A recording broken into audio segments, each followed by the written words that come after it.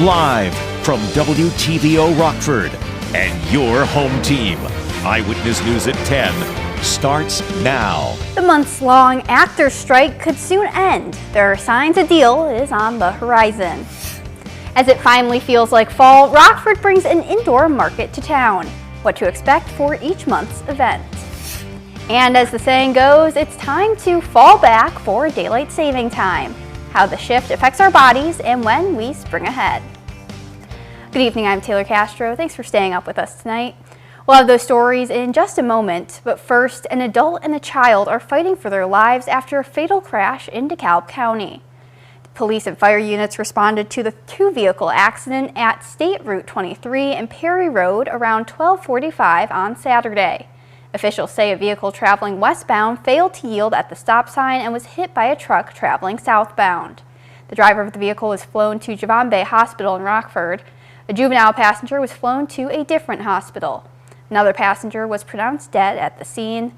The driver of the truck was treated for non-life-threatening injuries. The crash is still under investigation. A growing number of cities are considering banning right turns at red lights. Washington, D.C. has approved a right on red ban that takes effect in 2025, and San Francisco's City Council recently voted to recommend its transportation agency draft a similar ordinance.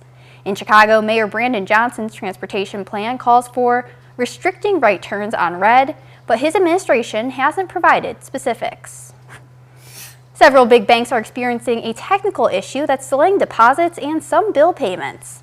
Customers at Bank of America, Chase, U.S. Bank, and Wells Fargo started reporting the problem yesterday when paychecks didn't show up. The Federal Reserve determined it's a processing issue at the network that allows banks to send electronic payments to each other. It's affecting everything from direct deposit paychecks to customer bill payments for mortgages and utilities. There's no update on when the issue will be resolved, but officials say the money is not missing.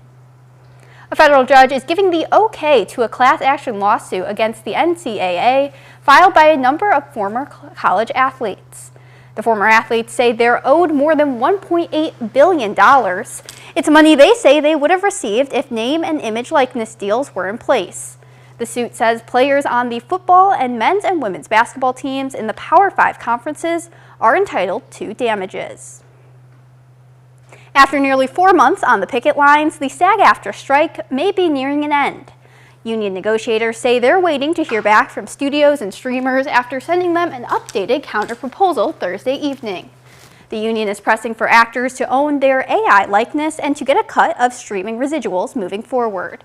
When the two sides met this morning, hundreds of SAG-AFTRA members marched outside Paramount Pictures in Hollywood. With the weather getting colder, there's an indoor way to experience markets in Rockford. Today was the first of 5 Midtown Markets. They'll be hosted on the first Saturday of each month, November through March, from 9 a.m. to 1 p.m. at Katie's Cup.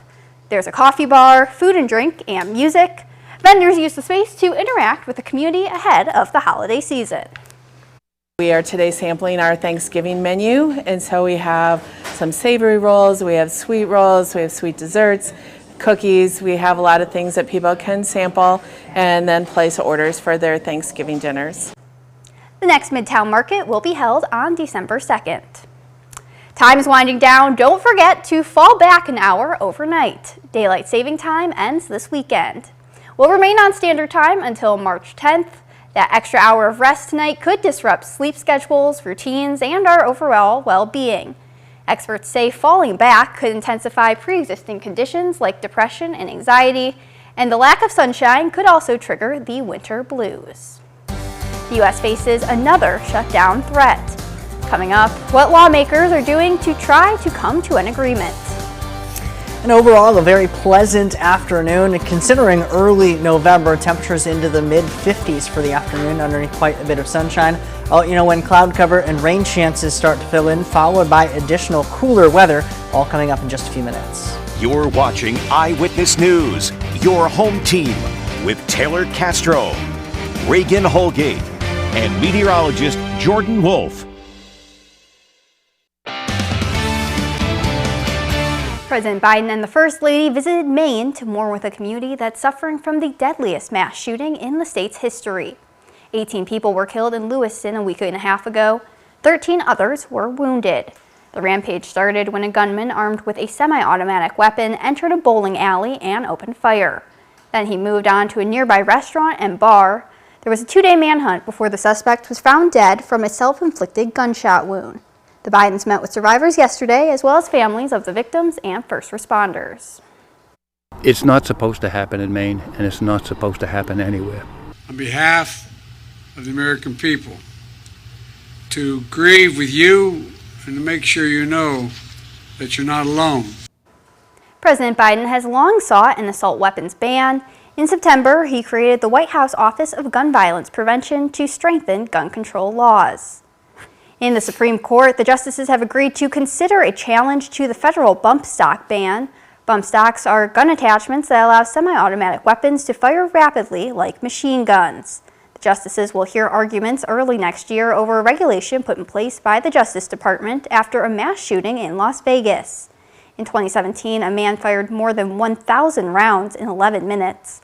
He targeted a crowd of 22,000 music fans, killing 58. Once again, the federal government faces a shutdown if the House and Senate can't come to an agreement on a funding measure in 2 weeks. Washington correspondent Jesse Turner reports on the debate. Shutdowns are stupid. Most Republicans and Democrats agree with South Dakota Congressman Dusty Johnson. But how to avoid a shutdown is still largely partisan. My initial idea was to extend that to January 15th. Speaker Mike Johnson supports a second temporary measure that would fund the federal government through early next year. There's some good arguments for that. But Johnson is also entertaining another idea called a laddered CR.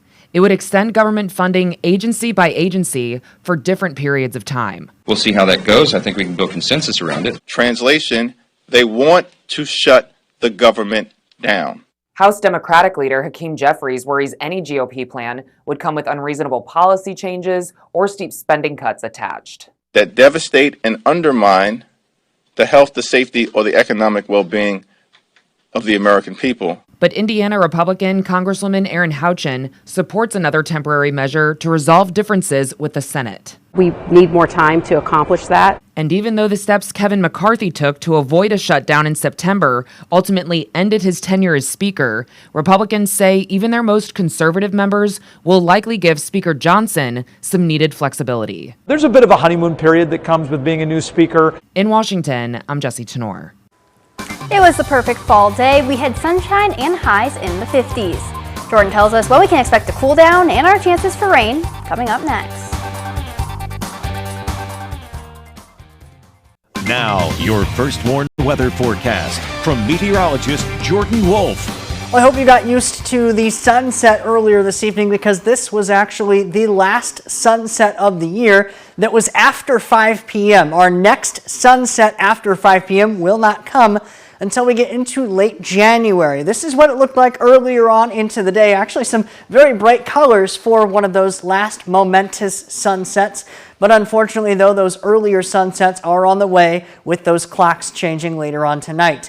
The afternoon was actually very pleasant as well. Temperatures making their way into the mid-50s for many of us. 57 in Rockford, only 54 in Janesville, but 56 in Rochelle and in DeKalb for their high temperatures earlier today. Across the region, temperatures remaining a little bit on the cooler side, down in the 30s for many of us. 35 right now in Rockford, 33 in Rochelle, 37 in DeKalb, still holding on to the 40s up in Monroe, 37 out in Galena as well. Checking in with our weather watcher Terry out in Genoa, he is reporting a temperature of 36 degrees, a dew point of 33, and calm winds. And those higher dew points, along with those calmer winds, could actually allow for some patchier fog to develop later on into the night tonight.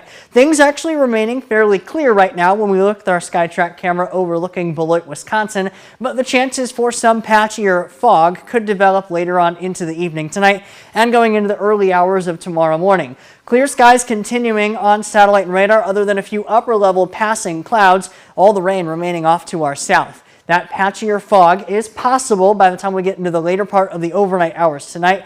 Temperatures only falling a few degrees more, down to 33 in Rockford, partly cloudy skies. Winds remaining fairly light, but generally out of the north, around 5 miles per hour. We do burn off that fog eventually, but it might take a little bit longer than normal, especially compared to what it would in the summertime because of the lower sun angle later on into the year. 57 degrees, though, is where we head for the afternoon once that fog does burn off. Partly cloudy skies, and once again, a fairly pleasant afternoon, very similar to what we had today, though with a little bit more cloud cover. Going into the middle of the week, we currently have some drier air out and ahead of us, and that's because of the high pressure that has been working its way into the area. But a cold front is set to pass early Monday morning. That will actually settle off to our south before once again lifting back north as a warm front.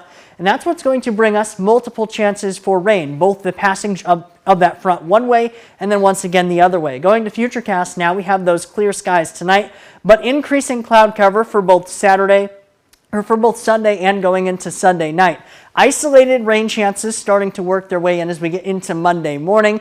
Clearing skies for the afternoon, followed by additional cloud cover and then other rain chances once that front eventually lifts back north as we get into Tuesday night going into Wednesday. So we could see at least a few of those chances with those rain showers back and forth as that front passes us a few times. Overall, fairly mild temperatures though, 57 for Sunday, up to 65 on Monday, and then eventually cooling down, but not until late next week.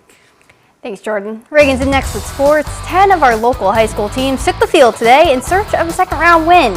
Another Saturday of playoff football is coming your way after the break.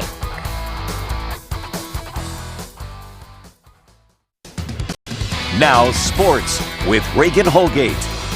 It's the first Saturday in November, and you know what that means. Playoff football. All of our local teams took the field this afternoon looking to advance past the second round. So let's see who did it. We'll start things off in Class 7A with Hononegah. The Indians were home hosting Willowbrook. Isaiah Huey was doing Isaiah Huey things in this game. Early on, Cole Warren with the pass here, and Huey makes a leaping one-handed snagging catch. My goodness, this guy. Moments later, Warren dumps the ball off to Huey. He's going to have to wait on his blocking and then set sail down the sideline. He covered 46 yards for that touchdown, and that called for a little Huey celebration dance. You got to love it, right? And the Legion of Doom defense was also getting the job done. Linebacker Curtis Smith blitzes and gets the QB hit on Arthur Palicki. Still in the first quarter here, it's Caven Caldwell's time to shine. He takes the pitch. He's going to wait for his block too, then makes a track for the sideline. He has a 31-yard touchdown, and Hononegah leads 14-0. Second quarter, we're back to the Isaiah Huey show. He fields a punt. It looked like there was nothing there, but he turns nothing into something big.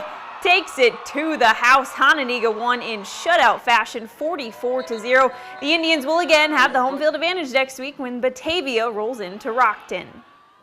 Belvedere North also had the home field advantage this week. They went up against Wakanda in a 6A matchup. We'll start in the first half. 4th and goal for the Blue Thunder. Max Gillen Swan to Nico Bertolino, and he sweeps through and in for the touchdown. North up 14-7. Later on, North backed up on their own 2. Bertolino gets it again, makes a few guys miss. Well, actually every guy. Nobody is able to stop him. 98 yards to the house. It was the Nico show in Belvedere today, folks. Wakanda was able to keep pace with North throughout the game. Jackson Rudolph would score here to make it 21-all. But after a Bernalito pick 6, the Blue Thunder only needed to get one more stop, and they will. The 4th down pass falls incomplete, and Belvedere North lines up for victory formation. The Blue Thunder rumble on to win 28-21. They will be on the road next week to face Lake Zurich. In 5A, the Sycamore Spartans traveled to Gately Stadium to take on the Mustangs. Chicago Morgan Park came out on top, 27-21. Now it was a rough day for Boylan at Titan Stadium against IC Catholic in 4A playoff action. Third quarter now, the Knights are going to throw a pass over the middle. KJ Parker has it, and this guy has elite speed. I mean, they have no chance of stopping him. That was a 50-yard touchdown. Pretty easy there. The Knights weren't done after that one. The pitch goes to David Velez. He'll turn the corner and score an 8-yarder. It was 35-0 after that. The Titans didn't get on the scoreboard until the 4th quarter, and that came from Austin Alonso when he scored here from the 1-yard line. IC Catholic rolled over the Titans 35-7, ending Boylan's season. In more 4A action, Dixon had a date in Burbank against the Vikings. St. Lawrence came out victorious 31-21. We had a local matchup in Class 3A. The DuPec Rivermen traveled to Stillman Valley to take on the Cardinals for the first time ever. First play here from scrimmage for the Rivermen. Cooper Hoffman on the keeper. After a couple of moves, finds nothing but green grass in front of him, and he's gone. That's a quick touchdown, 7-0 DuPec. Next Cardinal possession, trying to answer Michael Orlando on the counter carry, and he's going to find some green grass of his own and into the red zone. They would cash in with a Braden Rogers touchdown run. Stillman actually had the lead 19-14 at the half. Into the second we go. Hoffman again with the keeper and finds another big hole and another big gain. He would eventually step out of bounds and then cash in on one of his own touchdowns. Rivermen went back up 22-19. Later, Stillman was in a 17-point hole. Ryan Roof trying to pass, but it's picked off by Jordan Gassman, who tries to return it all the way to the end zone for a pick six, but he actually fumbles it, and DuPec will still recover it. It's ruled a touchdown, and that puts this one out of reach. The DuPec Rivermen sail to victory 50-19 and find themselves in the quarterfinals for the first time in program history.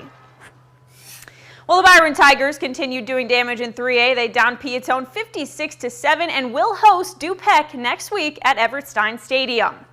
Rivalry week returned to Lena this afternoon with another 1A matchup between Forreston and Lena Winslow. This is the 9th time these two teams have met in the playoffs. First offensive series here for the Panthers. Coburn Lynch on the carry. He finds some space on the sideline and eventually finds the end zone for the first score of the game. 8-0 Lee win.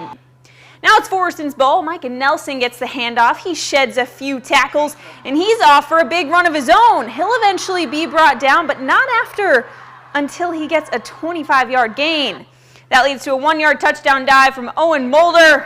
Lee wins, still leads 8-6 though. The Panthers will have the ball to start the second quarter, and it's Lucas Fye on the carry. Touchdown, Lena Winslow. They led 22-6 at the half. Then it was time for our guy, Gage Dunker, to make some history. He's going to get the handoff here, and he'll actually get the blocking he needs to. And off to the races. The king of the chunk play does it again. He rushed for 216 yards and 3 touchdowns to surpass former Lee Win running back Sean Ormiston for the most rushing touchdowns in NUIC history. Lee Win rolls to victory 46-14. They are into the quarters for the 7th consecutive year and will host Anawan Weathersfield next weekend. Now in some 8-man playoffs, Polo beat Milledgeville 28-8, and Amboy dominated Flanagan Cornell 62-7. Amboy will host Polo in the semifinals next weekend. The state cross-country meet was also held today, and the top local finisher was Winnebago's Nico Martino, who came in 7th. Congratulations to all of our runners on a great season. That's sports. We'll be right back. Some clearing skies tonight could allow for some patchier fog to develop in some areas, very similar to what we saw earlier this morning, though will be a little bit longer to burn away. Temperatures returning back into the 50s for the afternoon, even up into the 60s on Monday with rain chances through the middle of the week. Thanks, Jordan. Thanks for joining us.